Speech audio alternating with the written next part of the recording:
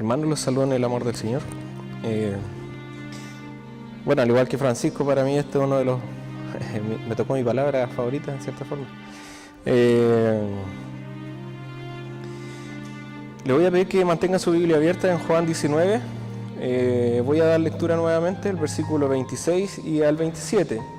Dice: cuando Jesús vio a su madre y al discípulo a quien él amaba, dice que estaba presente, dijo a su madre: mujer, he ahí tu hijo, y después al discípulo: he ahí tu madre.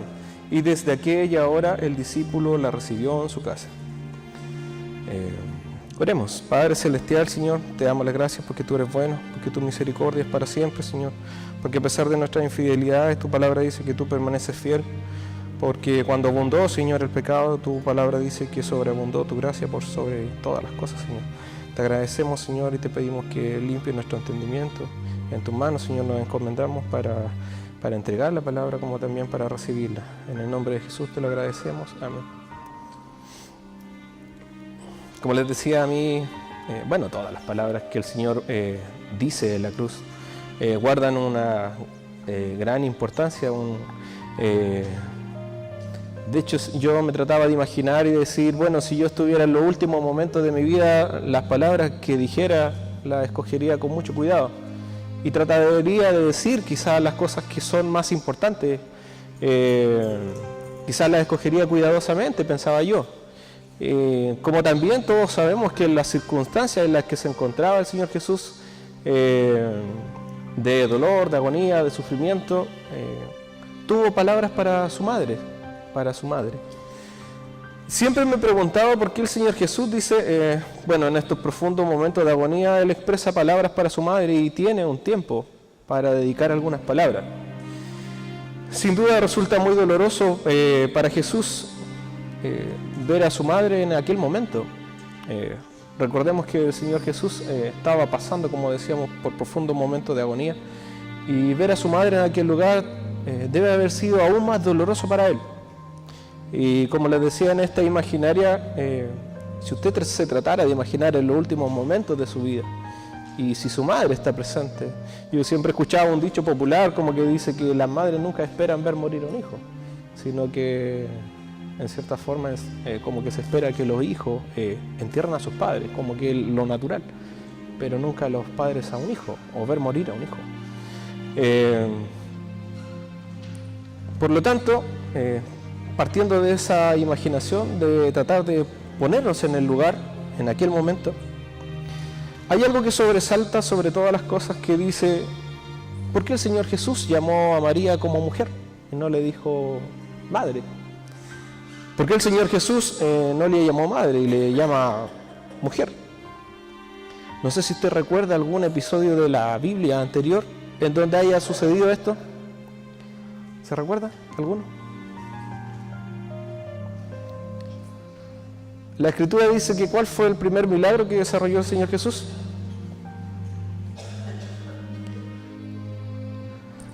Exactamente, les voy a pedir que busquemos en Juan 2.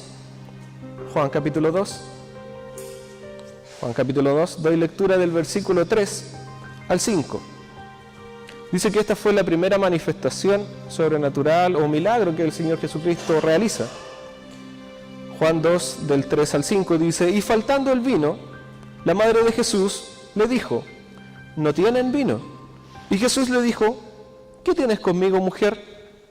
Aún no ha venido mi hora. Su madre dijo a los que servían: haced todo lo que os dijere. Y el versículo, Juan dice que era la madre de Jesús quien vino a decirle, y el Señor Jesús le dice: ¿qué tienes conmigo, mujer? Y en la cruz Él utiliza el mismo concepto. Él le dice a su madre, Juan 19, 26, mujer, he ahí tu hijo. ¿Por qué no le dijo madre? ¿Por qué no le dijo mamá, como nosotros coloquialmente le decimos a nuestras madres? ¿Por qué le llama mujer? Muchas veces cuando hay personas no con el conocimiento, no instruidos en la palabra de Dios, cualquier persona del mundo que leyera esto podría decir: bueno, ¿cómo le habla así a su madre? Yo no sé por qué no le preguntaba, pero si le preguntara a mi mamá, ¿qué sentiría yo si yo llegara a la casa y te dijera mujer? ¿cómo estás? Y no le dijera mamá, ¿cómo se sentiría mi mamá? Entonces yo siempre me he puesto en el lugar de eso, tratar de pensar, dice, ¿por qué el Señor Jesús le llama así? Para una persona no instruida pareciera un insulto, pareciera algo poco respetuoso, pero todos sabemos que el Señor Jesús no era así. Dice, sin duda alguna, como lo describe la Escritura, María, la madre de Jesús, dice que fue una mujer privilegiada por sobre todas las mujeres. Dice que el Señor, al igual que muchos personajes bíblicos, dice que halló gracia ante los ojos de Dios. Y algo que siempre me llama la atención, dice que todos los personajes bíblicos que el Señor utilizaba hallaban gracia delante de Dios. Y María fue uno de ellos. ¿Por qué el Señor Jesús le llama mujer? No le dice madre. ¿Por qué no le dijo mamá? Entonces, porque uno terrenalmente entiende como a nuestras madres, y de hecho cuando nosotros llega como el Día de la Madre, como que nos afloran todos estos sentimientos y nos damos cuenta del valor que tiene una madre para sus hijos, para un hijo. Ahora, dice el Señor Jesús, una de los pensamientos que algunos teólogos plantean de por qué hizo esto, dice que a pesar de que era su madre terrenal, el Señor Jesús era Señor de María también, porque Él es Señor de todos nosotros, de todos los hijos de Dios. Por lo tanto, si lo vemos desde un punto de vista espiritual, María viene siendo una hija de Dios. Por lo tanto, el Señor Jesús era su Señor. Ahora, también encontramos un símil en esto, por ejemplo, cuando Sara, no sé si ustedes recuerdan, ¿cómo llamaba a Abraham? Le decía mi Señor, porque ella había entendido que ante los ojos de Dios era su Señor, porque era su esposo. El Señor Jesús era el Señor de María, como también lo es de todos nosotros, de todos los hijos de Dios. Hay muchos teólogos que mencionan que también otro argumento importante es que Jesús llamaba a María, su madre, como mujer, para que no se le atribuyera una importancia más allá de la que tenía. Me refiero a haber sido la madre terrenal del Señor Jesús, una mujer escogida por Dios, que halló gracia ante Dios, pero que finalmente no tiene ningún poder sobrenatural, así como no lo tenemos tampoco nosotros, ¿ya? Para que tampoco se utilizara la figura quizás el día de mañana, como todos sabemos que se hace hoy en día, para idolatrar a María, por ejemplo. Les voy a pedir que busquen en Marcos 3. Marcos 3, del versículo 31 al 35. Marcos 3 del 31 al 35. Y quizás este capítulo de Marcos y estos versículos en particular nos van a aclarar quizás un poco más el entendimiento. Para Dios, todos sus hijos son iguales. Yo le pregunto, ¿usted cree que el Señor Jesús amaba a su madre? ¿Amaba a María? Yo estoy seguro que Él la amaba con todo el corazón y con todas sus fuerzas, como dice la Escritura. Porque dice que uno debe amar a su prójimo como a sí mismo. Yo estoy seguro que el Señor Jesús amaba a su madre, pero la amaba igual como amaba a sus discípulos. Como también la amaba de la misma forma que amaba a aquellas mujeres que le seguían y a todos sus hijos. Marcos 3 del 31 al 35 dice: vienen después sus hermanos y su madre, y se refiere a los hermanos carnales de Jesús y su madre, María, y quedándose afuera enviaron a llamarle. Y a la gente que estaba sentada alrededor, Él les dijo: tu madre y tus hermanos están afuera y te buscan. Y el Señor Jesús le respondió diciendo: ¿quién es mi madre y mis hermanos? Y mirándolos, los que estaban sentados alrededor de Él, dijo: he aquí mi madre y mis hermanos, porque todo aquel que dice hace la voluntad de Dios, ese es mi hermano y mi hermana y mi madre. Entonces tenemos que el Señor Jesús aquí nos plantea que para Él aquellos que hacen la voluntad de Dios son sus hermanos y son su madre y son sus hermanas. Entonces, ante los ojos del Señor Jesús, entendiendo que Él comprendía que María era su madre, pero también lo eran aquellas hermanas que le seguían, también eran aquellos hermanos de Jesús que también hacían la voluntad del Padre. Por lo tanto, el Señor Jesús hace una diferenciación de lo que es humano a lo terrenal. Yo tengo una madre que es terrenal y la amo con todo mi corazón. Pero debiera amar de la misma forma que amo a mi mamá, por ejemplo, debiera amar a mis hermanas de la iglesia, a mis hermanas mayores, porque son como una madre para mí y debieran serlo. Así como amo, qué sé yo, a mis hermanos carnales, debiera amar también a los jóvenes de mi iglesia, porque son mis hermanos. Eso es lo que está diciendo el Señor Jesús. Para él, su madre terrenal tenía el mismo valor y la amaba con la misma fuerza que amaba a cualquier persona que hace la voluntad del Padre. Este texto nos puede alumbrar acerca del entendimiento de por qué el Señor Jesús llamaba mujer a María y no la llamaba como madre. El Señor Jesús deja en claro que su madre y sus hermanos son aquellos que hacen la voluntad del Padre. Por lo tanto, si nosotros entendemos esta lógica, ante el Señor todos somos iguales. Y el Señor nos ama a todos por igual. Y el Señor también nos está diciendo que Él nos ha adoptado como parte de su familia. Porque así como María era su madre, también lo podía hacer cualquier mujer. Así como sus hermanos carnales, y la Escritura dice que sus hermanos carnales ni siquiera eran sus hermanos espirituales, porque no creían en Él tampoco. Pero dice que aquellos que creen y hacen la voluntad del Padre, Dios les dio la potestad de ser llamados hijos de Dios, por lo tanto hermanos, todos, como una familia. Por lo tanto se constituye el sentido de familia para el Señor Jesús, no como el mundo lo da, sino como Dios lo da. Ahora, el texto de Marcos 3 dice también que Jesús tenía más hermanos de sangre. Entonces les voy a pedir que regresemos a la lectura inicial, que era Juan 19 al 26. La vuelvo a leer. Dice: cuando vio Jesús a su madre y vio a su discípulo, a quien él amaba, dice, que estaba presente, dijo a su madre: mujer, he ahí tu hijo. Después al discípulo: he ahí tu madre. Y desde aquella hora el discípulo, dice, le recibió en su casa. Entonces, ya hemos dicho que el Señor Jesús amaba profundamente a su madre, a María. Pero la pregunta nuestra era ¿por qué le llamaba mujer y no madre, por ejemplo? ¿Por qué no le llamó mamá? ¿Por qué le llamaba mujer? Y a la luz de Marcos entendíamos que, bueno, aquellos que se constituyen la madre y los hermanos y las hermanas de Jesús son aquellos que hacen la voluntad del Padre. Y ninguno hay sobre otro, como también otros argumentos que les acabo de dar. También surge otra pregunta: ¿por qué el Señor Jesús le encomienda a Juan, el discípulo amado, dice la Escritura, que se haga cargo de su madre y no a sus hermanos carnales? Porque lo natural hubiera sido que yo dijera, le pidiera a mis hermanos carnales que se hicieran cargo de mi mamá cuando yo no estuviera. ¿Por qué le pide a Juan? Posiblemente en Juan 7:5 encontremos la respuesta, como les comentaba anteriormente. Juan 7:5 dice: porque ni aun sus hermanos creían en él. Hablando de los hermanos carnales del Señor Jesús, dice que no creían en el Señor Jesús. ¿Cómo podía Jesús encomendar el cuidado de su madre a sus hermanos carnales si ni siquiera habían creído en él? Cuando Jesús vio a su madre, cuando él estaba en la cruz, dice, no pudo por menos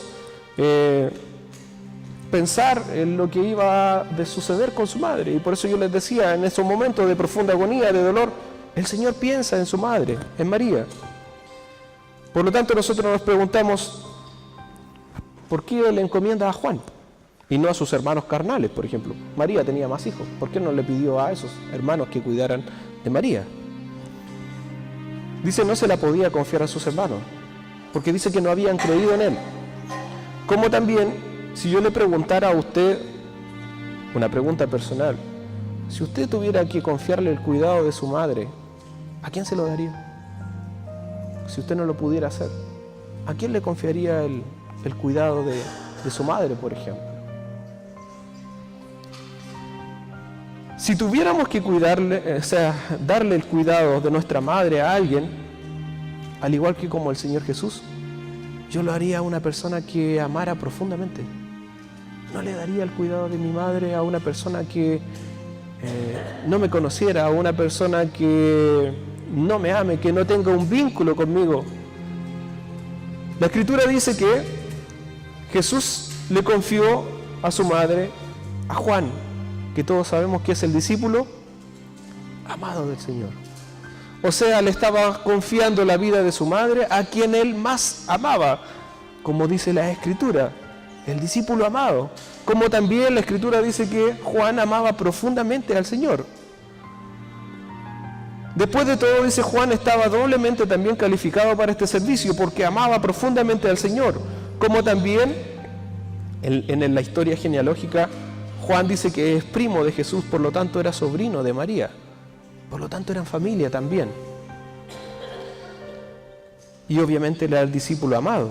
Así que Jesús, dice, confió la vida de su madre al cuidado de Juan, que era el discípulo amado.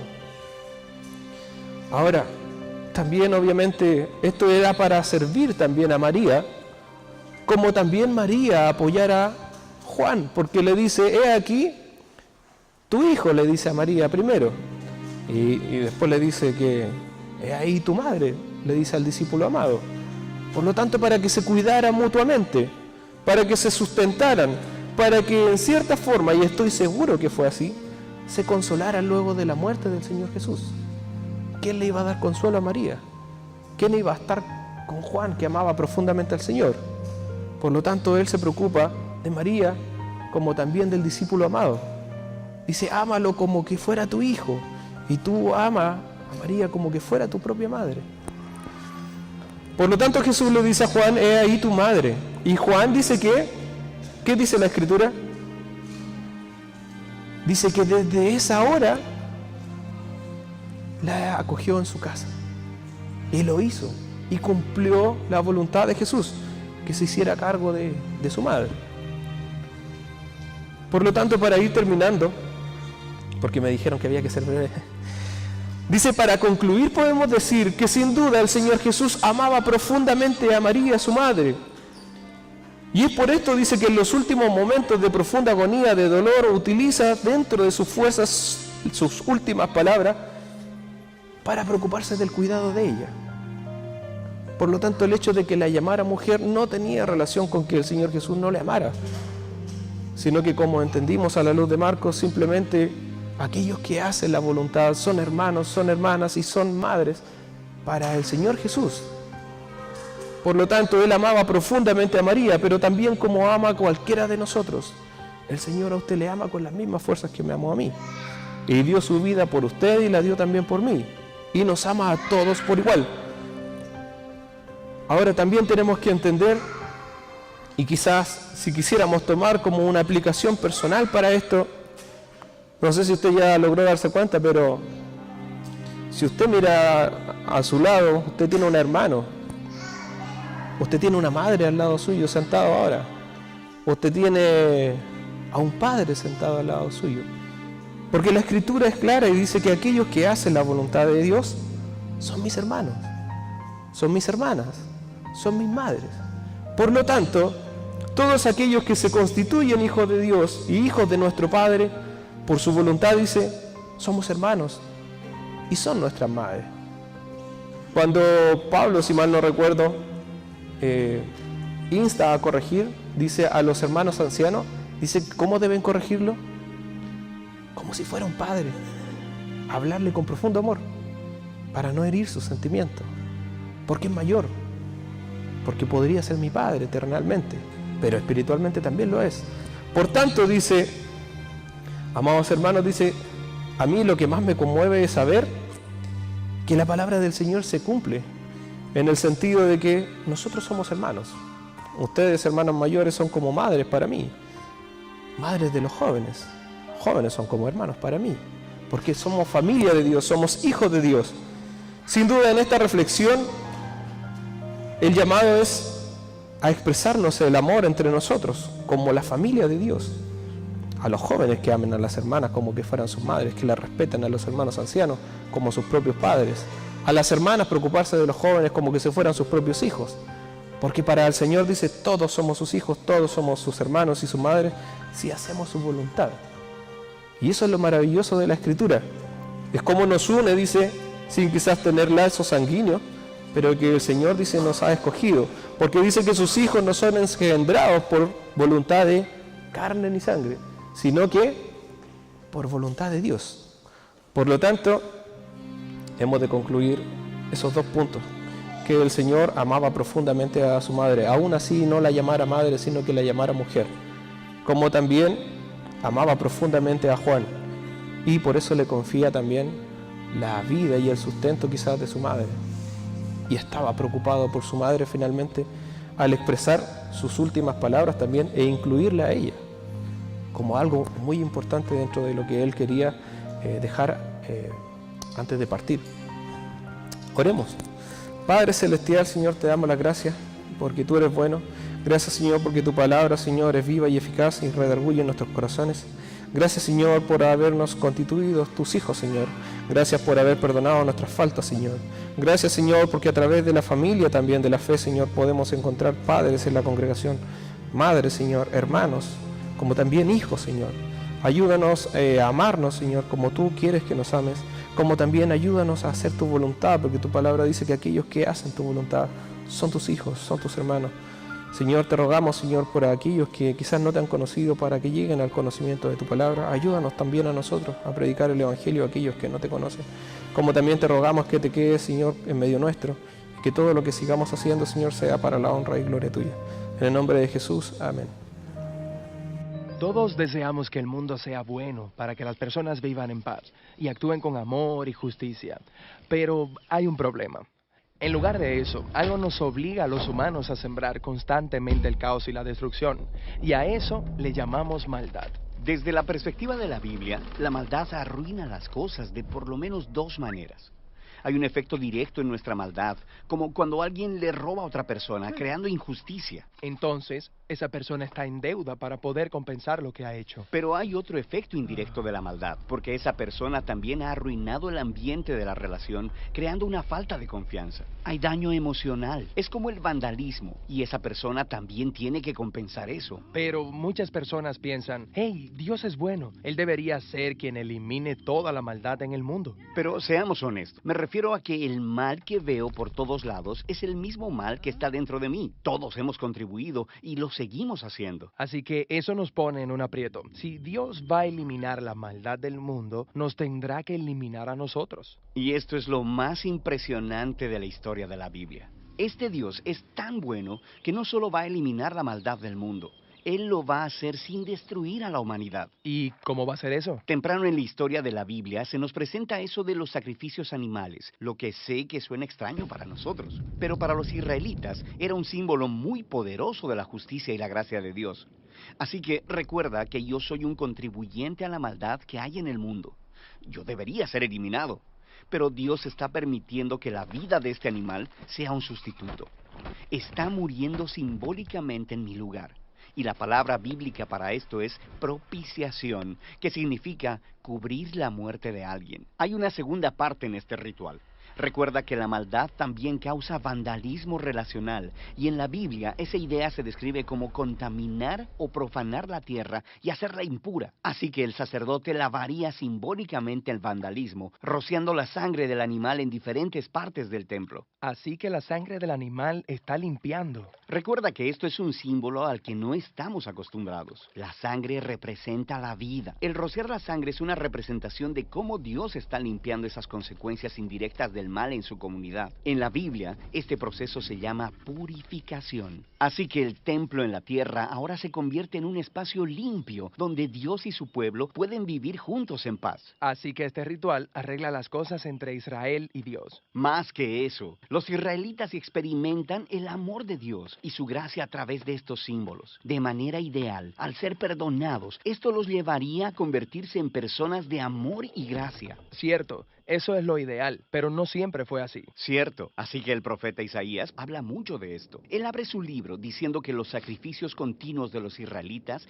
se habían vuelto insignificantes, porque ellos también estaban permitiendo gran maldad en medio de ellos, ignorando a los pobres y a los oprimidos. Incluso los reyes de Israel estaban distorsionando la justicia, pero Isaías esperaba el día cuando vendría un nuevo rey de la línea de David y lidiaría con el mal de una manera sorprendente. diferente. El rey se convertiría en un siervo, y no solo para servir, sino para sufrir y morir por el mal que su propio pueblo cometió. Su vida sería ofrecida como un sacrificio. Esta era la promesa que Jesús creía que estaba cumpliendo. Él es el rey de Israel, sufriendo y muriendo en la cruz. Jesús mismo utilizó las palabras de Isaías cuando dijo que Él venía a servir y a dar su vida en rescate por muchos. Esa palabra, rescate, se refiere a la palabra del sacrificio de propiciación. Por todo el Nuevo Testamento, escuchamos cómo la muerte de Jesús fue un sacrificio propiciatorio por nosotros. Cubrió la deuda que los humanos teníamos con Dios por contribuir a toda la maldad y la muerte en este mundo. Pero los autores del Nuevo Testamento también hablan de que la muerte de Jesús proveyó purificación. Escuchamos que la sangre de Jesús es un símbolo de que su vida tiene la habilidad de lavar el vandalismo que la maldad ha causado en nosotros y alrededor de nosotros. Así que ahora podemos vivir en paz con Dios. De manera que ese es el significado detrás de la muerte de Jesús. Pero hay más. Sí, el Nuevo Testamento hace la poderosa declaración de que la muerte de Jesús no fue el final. Él es el sacrificio que rompió el poder de la muerte y la maldad, lo que significa que Él sigue viviendo para ofrecer su vida a cualquiera que la acepte. Él es el sacrificio perfecto al que todos los sacrificios anteriores estaban apuntando. Por Jesús, los cristianos dejaron de participar en los rituales de sacrificio de animales. Pero les fueron dados nuevos rituales. Hay 2 rituales que Jesús enseñó a sus seguidores. El primero se llama bautismo. Así como Jesús murió, el entrar en el agua se convierte en una conexión que ahora tienes con su muerte. Al salir del agua, tú, por así decirlo, resucitas con Jesús. El bautismo es el ritual sagrado que une tu historia con la muerte de Jesús y su resurrección. El segundo ritual se llama la Cena del Señor, el cual es una recreación de la última cena de Jesús con sus discípulos. Él usó el pan y el vino para retratar su muerte venidera como sacrificio. Ahora, los seguidores de Jesús toman el pan y la copa regularmente para recordar y participar en el poder de la muerte de Jesús y en su vida. Así que estos rituales nos recuerdan del amor de Dios y nos exhortan a vivir una vida de amor y gracia. Pero hacen más que eso. Ellos nos conectan a una nueva fuente de vida. El mismo poder que levantó a Jesús de los muertos es el que puede lidiar con la maldad en nuestras propias vidas y transformarnos en las personas que viven vidas de amor y paz.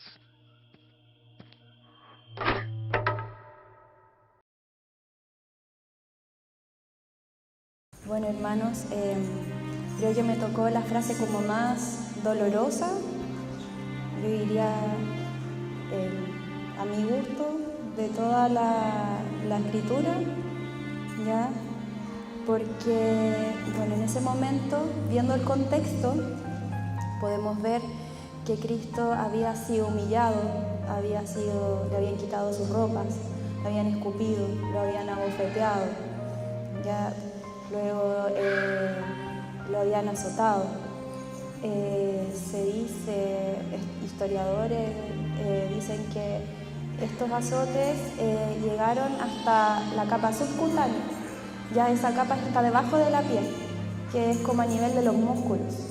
¿Ya? Entonces fue tan profundo este desgarro que le hicieron que se dice que es algo similar a una quemadura grado 3. ¿Ya? Entonces ustedes se imaginarán lo doloroso de la situación, ya además de que lo colgaron en una cruz, hicieron llevar una cruz que él ni siquiera pudo soportar llevar de 50 kilos aprox, dicen ellos, ya, y tuvo que ser ayudado. Estaba muy débil, no había comido ni bebido por muchas horas y lo colgaron con unos clavos de aproximadamente 18 centímetros donde él no podía prácticamente respirar. Y el respirar le significaba hacer un esfuerzo. Y inspirar era un esfuerzo de elevar su cuerpo.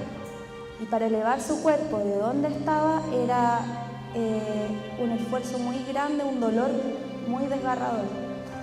Y bueno, ustedes imaginarán que con todas las heridas que él tenía, además que cuando elevaba su cuerpo, rasmillaba su espalda que estaba toda rota con este madero, ¿ya? Y todo ese esfuerzo hizo para decir una de las frases que es una de las más dolorosas, que está en Mateo 27 y que la dice en un entorno donde estaba la oscuridad y que fue el momento cúlmine de Cristo, ya el clímax de todo esto, ya la mayor oscuridad. Por eso es que Mateo le da mucho énfasis, ya que cerca de la hora novena, y dice que en la hora sexta novena hubo mucha oscuridad, y en este momento de oscuridad Cristo inhala y hace un esfuerzo y dice estas palabras: Elí, Elí, lama sabactani, esto es, Dios mío,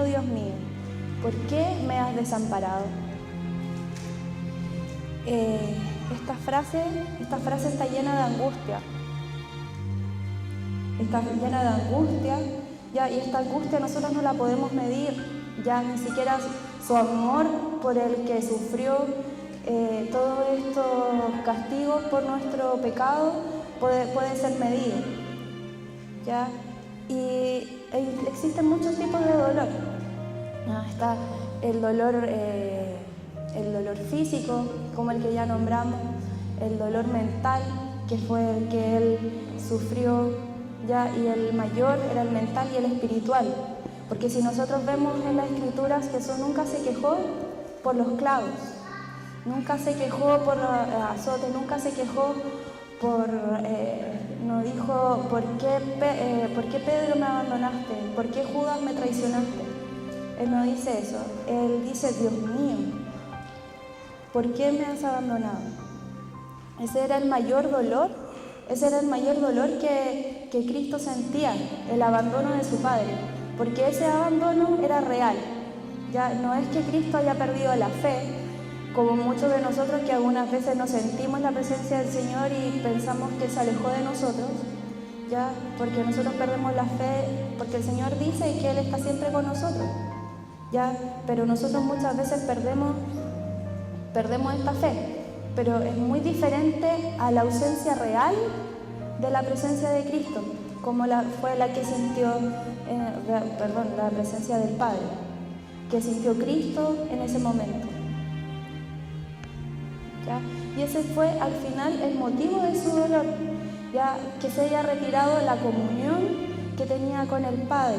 Él tenía una comunión mucho mayor que nosotros con el Padre, ya, él tenía una comunión eterna, una comunión máxima con su Padre, mientras que nosotros, muchas veces no sentimos tan clara esa comunión como la que sentía Cristo. Ya, por lo tanto, nosotros, si siempre hemos estado con el Señor, ha estado en comunión con nosotros, ¿cómo se sentiría? Ni siquiera nosotros podemos pensar imaginar lo que Él sintió en ese momento de falta de comunión, porque era un desamparo real. Nosotros hemos vivido muchas veces un abandono parcial o temporal, ¿ya? Pero ese no fue parcial, ese fue un real abandono. Y él lo sabía y él había aceptado ese abandono. Cuando en Mateo 26:39 él dice al Padre: si es posible, pase de mí esta copa, pero no sea como yo quiero, sino como tú quieres. En ese momento él estaba aceptando este abandono, esta ausencia por nosotros. Bueno, este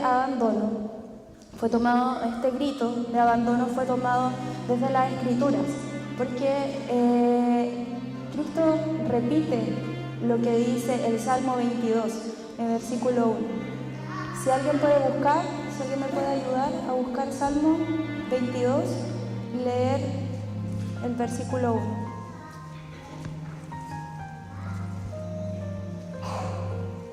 Salmo 22.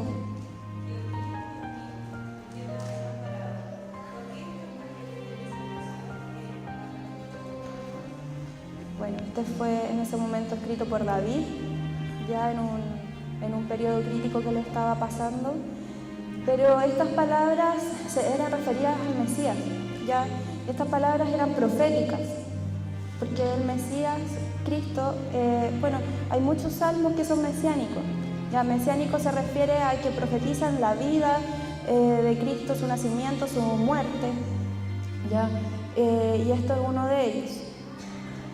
Entonces, Cristo repitió las palabras de la Escritura. Entonces podemos ver cuál era el propósito. ¿Cuál era el propósito en ese momento de Cristo? Su propósito para salvarnos era hacer una ofrenda. Él entregarse como una ofrenda. Bueno, en ese momento Él fue ofrendador y sacerdote. ¿Ya? Pero eso era necesario para salvarnos a nosotros, y ese era su único consuelo, que nosotros seríamos salvos a través de su sacrificio, para que tuviésemos vida eterna, ¿ya? Para que pudiésemos tener esta comunión que Él perdió, nosotros pudiésemos tener una comunión eterna con el Padre. Pero bueno, una de las cosas que a veces la gente se cuestiona, que yo igual al principio no podía entender, y en nuestra racionalidad muchas veces nosotros decimos, pero ¿cómo tuvo que pasar por eso Cristo? Si Él era perfecto, Él no merecía todo lo que Él recibió. Pero Dios, que era el juez, Él necesitaba esta garantía. Él necesitaba un cordero para expiación por nuestros pecados. Ya, por lo tanto, era necesario que Él fuera nuestro sustituto. Y bueno, como sabemos, el pecado es aborrecido por Dios, y Dios no puede estar en comunión con este pecado. ¿Ya? Por lo tanto, nosotros no hubiésemos podido tener una comunión con el Señor si no hubiese sido por este cordero inmolado que fue entregado por nosotros.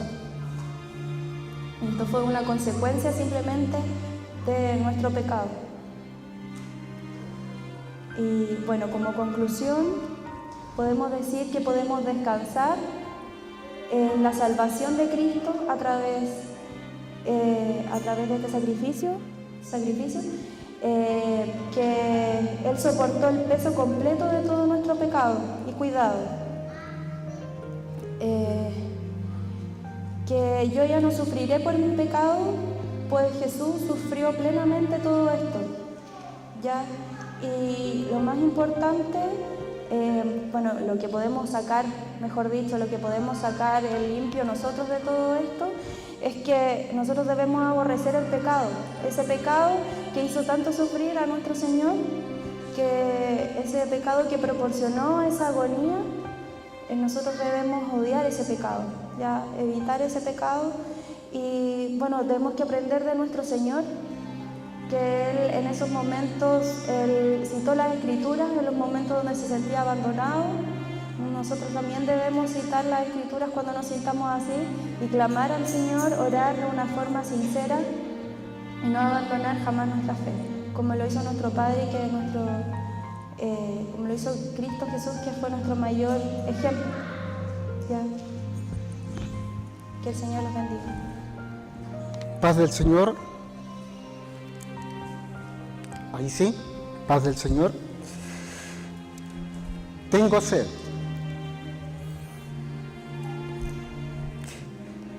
Jesús tiene sed. Es una sed espantosa que lo llega a clamar con desesperación: tengo sed. ¿Y cómo podemos entender que Jesús tiene sed y lo puede declarar? Jesús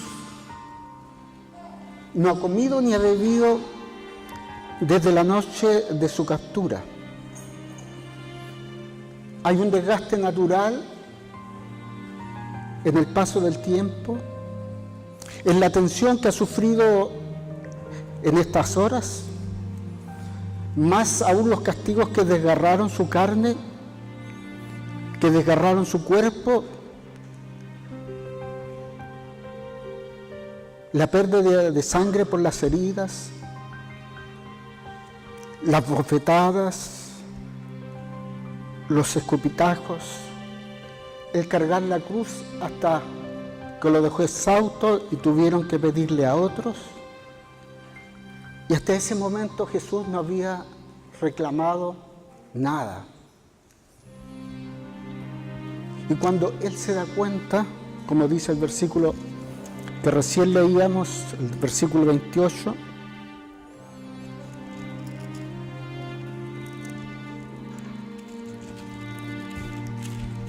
después todos de esto, sabiendo Jesús que ya todo estaba consumado, dijo: para que la escritura se cumpliese, tengo sed. Antes de decir tengo sed, Jesús había estado consciente de todo lo que le había pasado, de la humillación que él había recibido. Había sido capaz de consolar a su madre y a sus discípulos. Había sido capaz de perdonar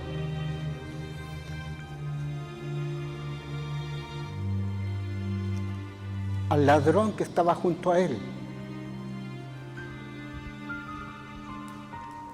Había sentido el desgarrador abandono de su padre,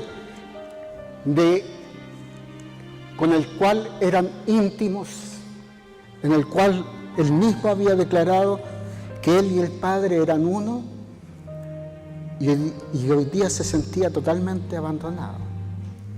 Pero a pesar de eso, Jesús estaba consciente de lo que estaba pasando. Y como hombre fue capaz de declarar: tengo sed. Pero no pensando solo en él, sino pensando en lo que la Escritura había dicho de él.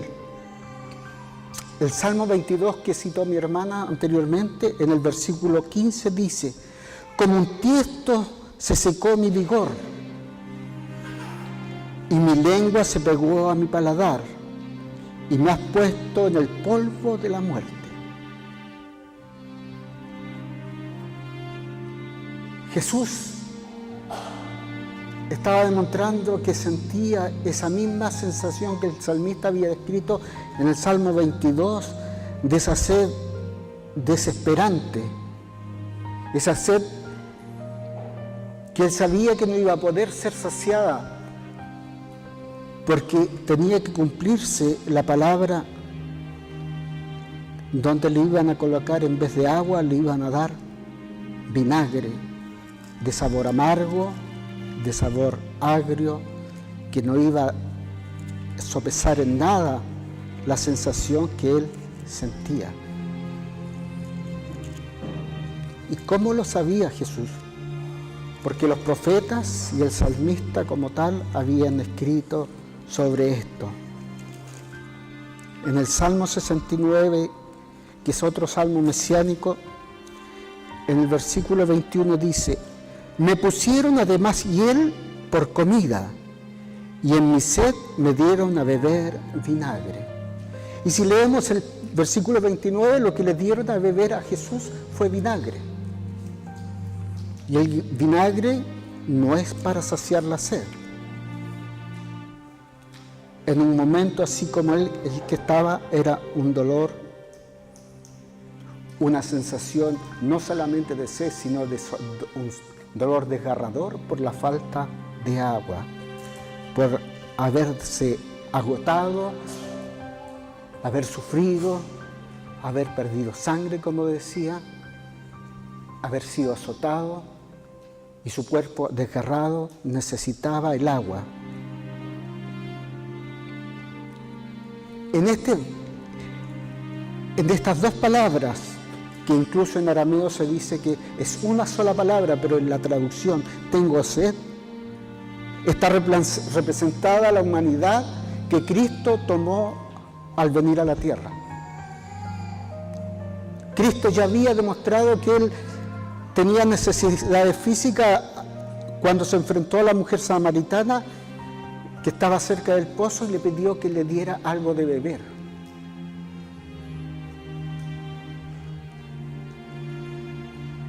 Jesús sintió el dolor como cualquier humano de la sed, pero creo que ningún humano habría resistido el dolor que Cristo sufrió en el Calvario.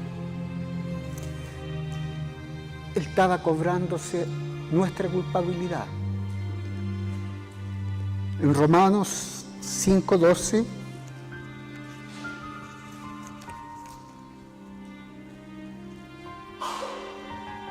dice: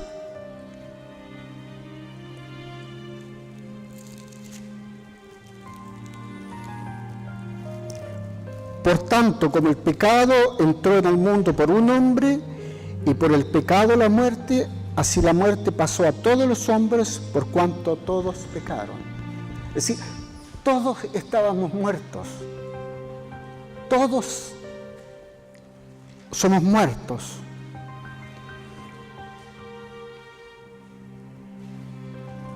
Pero Cristo en la cruz del Calvario pagó nuestras culpas y llevó nuestra muerte y nos resucitó a nosotros a vida eterna. Nuestra condenación que estaba prescrita por el pecado que mora en nosotros, Cristo la llevó en la cruz del Calvario. Y recién cuando Él vio que estaba todo consumado, Él recién es capaz de reconocer su necesidad física: tengo sed.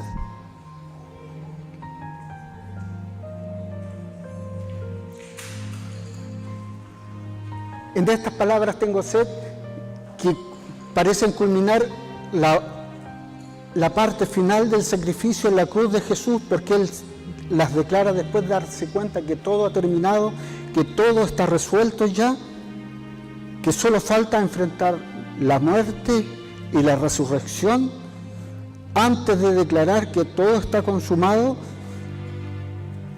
Él se está asegurando, antes de pronunciar sus necesidades personales, se asegura que nuestra salvación esté completa.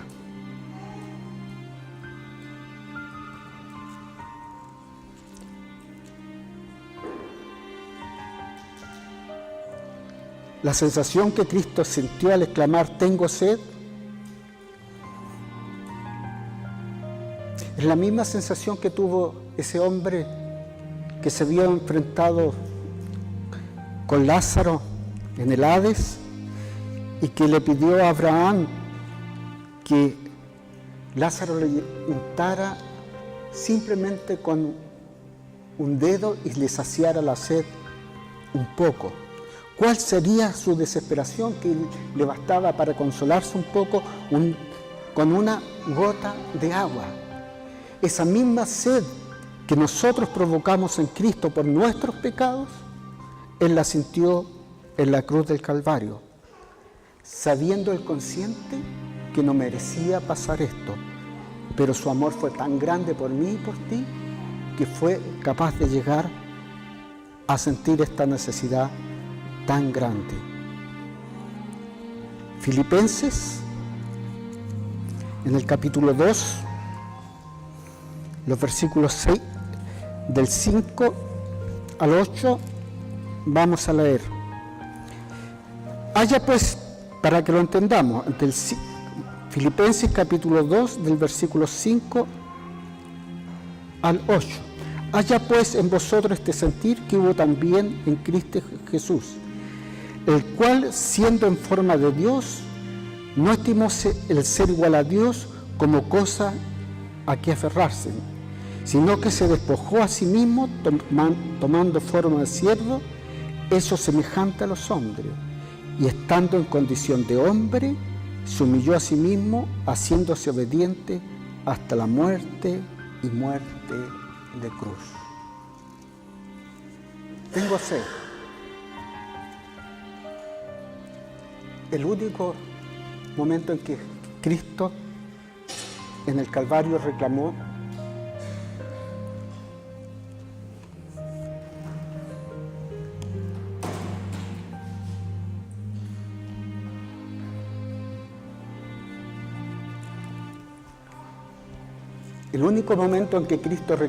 sus necesidades personales. Tengo sed. Él nunca en su trayectoria o en su paso por la vida estuvo preocupado de lo que él necesitaba, porque se sostenía en la voluntad de su Padre. Y nos demuestra que a pesar de que Cristo es Dios, también sufrió como hombre y llevó nuestras culpas en el Calvario. Padre Celestial, Dios eterno, Dios amoroso, Señor, tú guardaste silencio durante todo el tiempo en que te abofetearon, te escupieron, Señor, te azotaron, te insultaron, Señor. Incluso te desnudaron y te colgaron en una cruz donde te humillaron, siendo tú mismo Dios.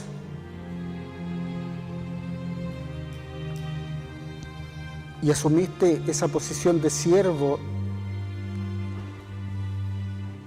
y no te importó y aceptaste la muerte, esa muerte horrible en que cargaste nuestros pecados y que tu mismo Padre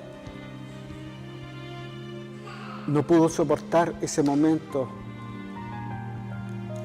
en que tú cargaste el pecado de nosotros y tú exclamaste, ¿por qué me has abandonado? Señor, tengo sed. Exclamaste, Señor, porque actuaste como uno de nosotros, cargando nuestra culpa, expiando nuestro pecado. Y te damos gracias una vez más por la humildad con que tú lo tomaste. Te damos muchas gracias también por la obediencia que tú tuviste, que no importaron tus necesidades personales, sino te preocupaste con mucho amor por mí y por todos nosotros como pecadores. Gracias, Señor, porque te diste en la cruz del Calvario y resucitaste un día para darnos vida eterna. Amén.